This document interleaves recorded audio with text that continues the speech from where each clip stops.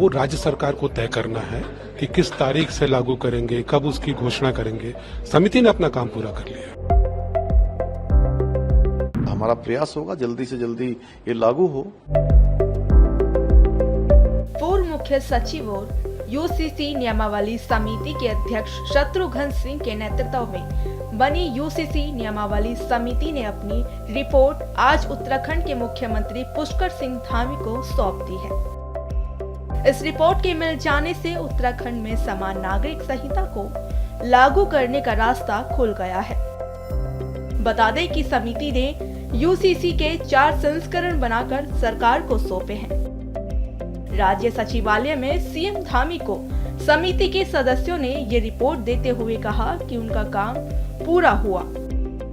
अब आगे सरकार को इन नियमों को इम्प्लीमेंट करना है। समिति ने अपना काम आज, जैसा आपको पता है, पूरा कर लिया है।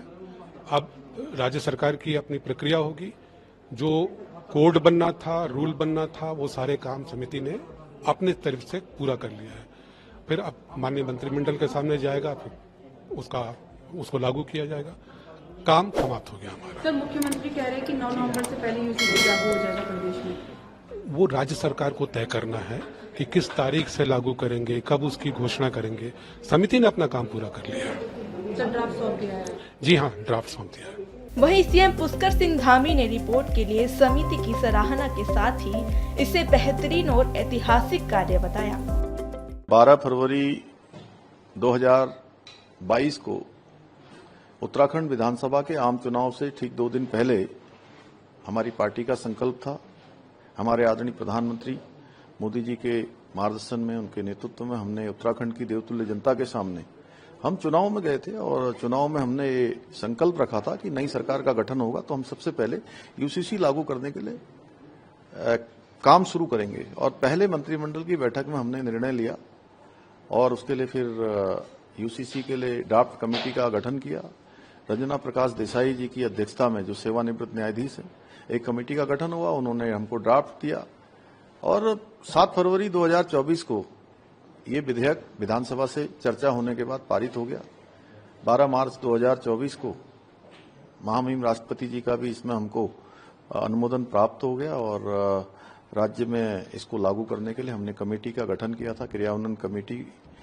शत्रुघ्न सिंह जी, जो हमारे वरिष्ठ आईएएस, रिटायर्ड आईएएस, उनकी अध्यक्षता में बनाई थी और उस कमेटी ने अपना काम किया, एक्ट बनाकर हमको दे दिया है और जल्दी ही हम इस एक्ट का अध्ययन करेंगे और कैबिनेट में चर्चा करेंगे। उसके बाद हमारा प्रयास होगा जल्दी से जल्दी ये लागू हो।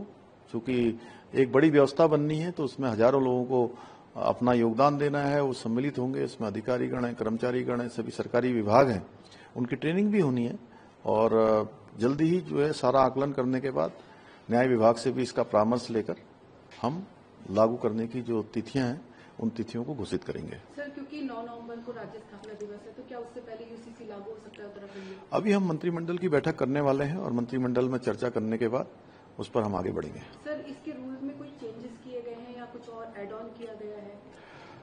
देखिए, चूंकि हमने इसमें एक पोर्टल भी बनाया है, ऑनलाइन ऐप भी बनाए हैं और बहुत सारी व्यवस्थाएं जो आज हमको दफ्तरों में जाके करनी पड़ती हैं, चाहे वो विवाहों के रजिस्ट्रेशन हो या उत्तराधिकार के नियम हो, ऐसे कई चीजें, लिव इन रिलेशनशिप के जो विषय हैं, वो सारे के सारे अब घर बैठे ही जो है ये सुविधाएं सब प्राप्त होंगी और सबकी सुविधा के लिए बनाया है।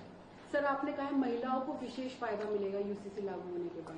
नहीं, महिलाओं का ये हमारा पूरे देश की जो आधी आबादी है, हमारी मातृशक्ति महिलाएं, उनके लिए पूरा कानून है। उनका सशक्तिकरण भी होगा और उनकी सुरक्षा भी होगी।